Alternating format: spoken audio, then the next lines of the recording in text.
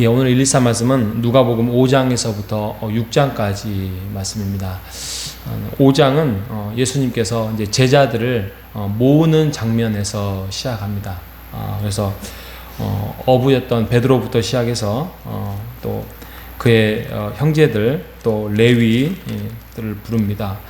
부르는데 그 장면들이 조금 이렇게 일반적이지가 않습니다.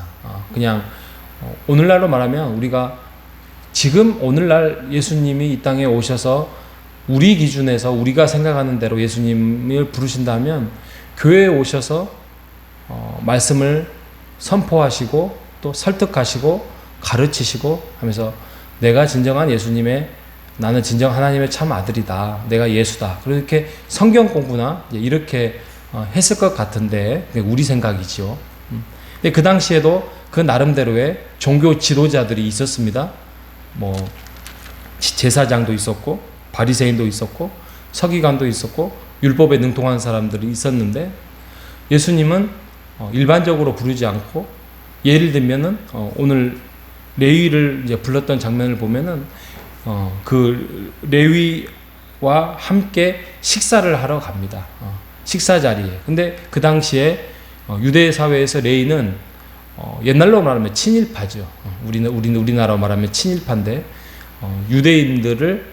우리들을 배반하고 세금을 더 우리에게 혹독하게 매김으로써 우리의 피를 빨아먹는 그런 혹독한 레위들을 거의 거부 대상으로, 뭐 그뿐만이 아니라 뭐 창녀나 죄인들 이런 사람들하고는 절대 함께할 수 없는 일로 이렇게 단정을 짓고 했던 사람들이 이제 바리새인들이었죠. 근데 그 레위를 그 잔치 석상에서 함께 먹고 마시고 그래서 레위를 이제 부르는 장면으로 시작을 됩니다. 왜 이렇게 예수님께서 좀 일반적이지 않고 뭔가 좀 도전적이고 뭔가 세상을 좀 전복시키는 것 같은 느낌으로 이렇게 부르느냐?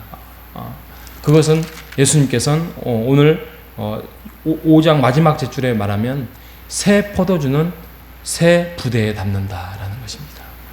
기존에 가지고 있었던 그런 전통적인 거와 또 잘못된 사고와 이런 것들은, 낡은 것들은 이제 다 버리고 하나님의 아들인 예수가 이 땅에 오심으로써 새로운 것들을 만드는 거예요. 그런데 이제 사역을 우리가 한 3년 동안에 성경에 마태, 마가, 누가, 요한을 쭉 보면은 예수님께서 어떤 제자들을 부르거나 또 죄인들과 함께 하는 거나 어떤 성경을 근거로 해서 해나가는 그 모습이 혁신적이면서도 어떤 때는 굉장히 보수적입니다.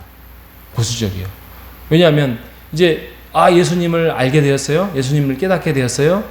그런데 뭔가를 막 칼을 차고 막 행군을 하고 막 예루살렘에 올라가서 자기의 이름을 드러내고 막 이적을 사람들 앞에서 베풀고 이렇게 하면은 많은 사람들이 따를 건데 예수님은 그러지 않습니다. 그러지 않고 언제나 조용히, 그리고 그의 가는 길이 정해져 있기 때문에 십자가를 향해서 한 걸음씩 한 걸음씩 걸어가는 그 장면들을 우리가 볼 수 있습니다.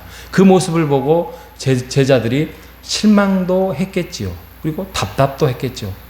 아니 예루살렘에 올라가서 뭐 기적 한번, 사람 한번 살리고 하면 많은 사람들이 할 건데 왜 이렇게 답답하게 하십니까, 사역을? 라고 그들은 판단할 수도 있었겠습니다. 그런데 예수님은 자기의 이름을 드러내는 것이 아니라 또 그렇게 사역을 함으로써 대중들을 모으는 것이 목적이 아니라 진정한 나의 하나님이 선택하신 참 제자를 부르시고 그들을 가르치려고 이 땅에 오신 것입니다.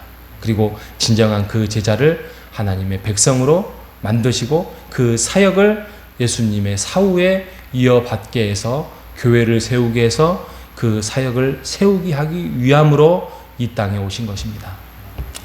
오늘 5장의 그 시몬 베드로를 그 제자로 부르시는 장면도 참 재밌습니다.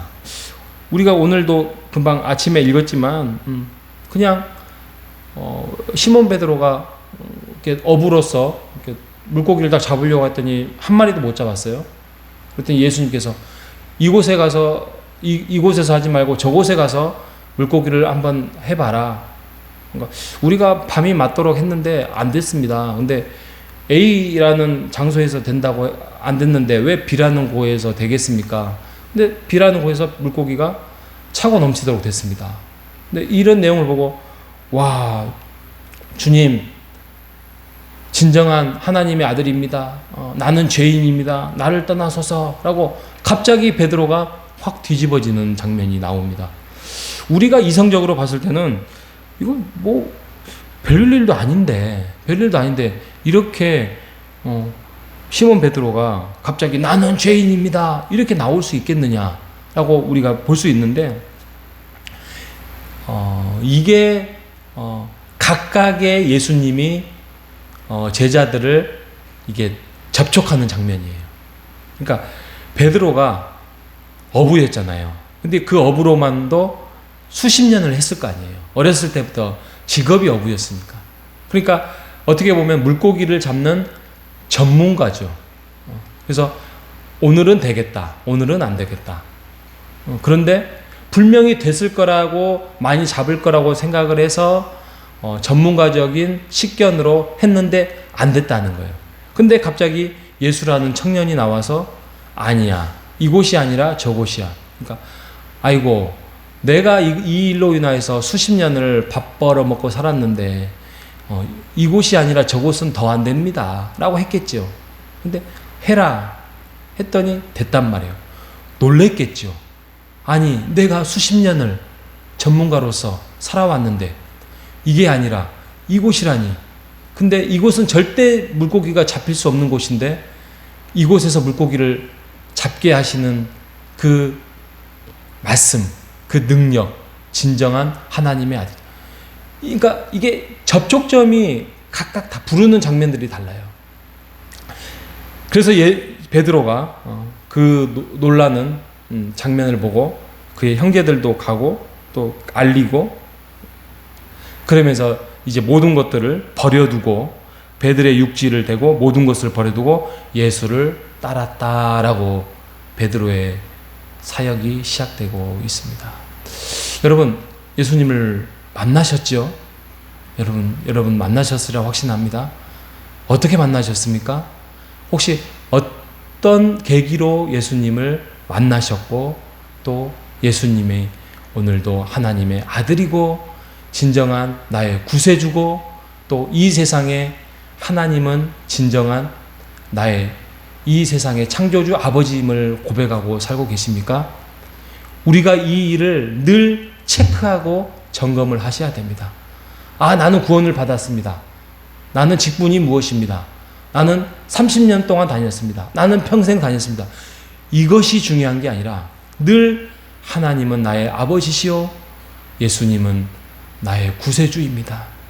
예수님의 죽으심과 부활하심이 나를 살리시고 오늘 이 땅에 살게 하고 있습니다. 라고 고백하는 여러분 되시기를 바랍니다. 제가 최근에 들었던 이야기에 좀 획기적인 이야기가 하나가 있습니다.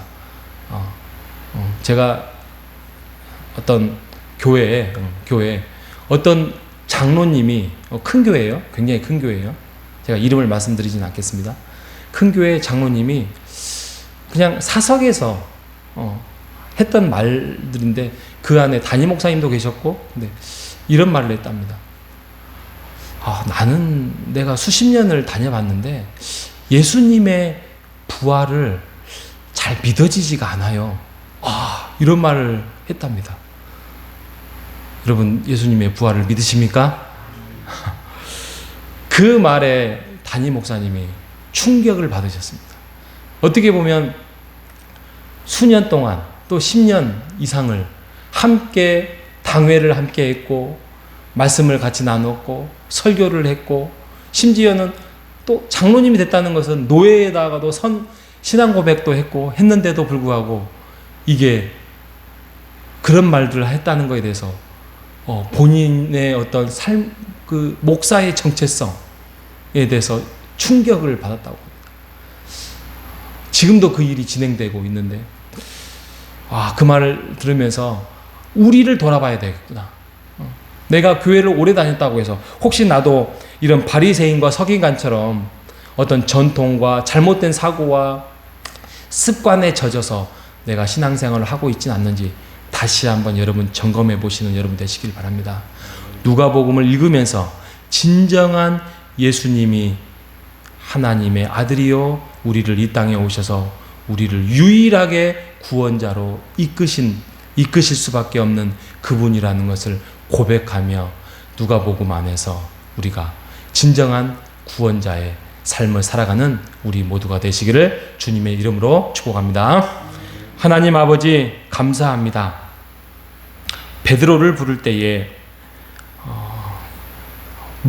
물고기를 전문가처럼 낚을 수밖에 없었던 베드로가 실패하고 예수님의 말씀에 순종하여 배가 차고 넘치도록 물고기를 깁는 순간 그는 말했습니다. 진정한 하나님의 아들입니다. 나는 죄인입니다.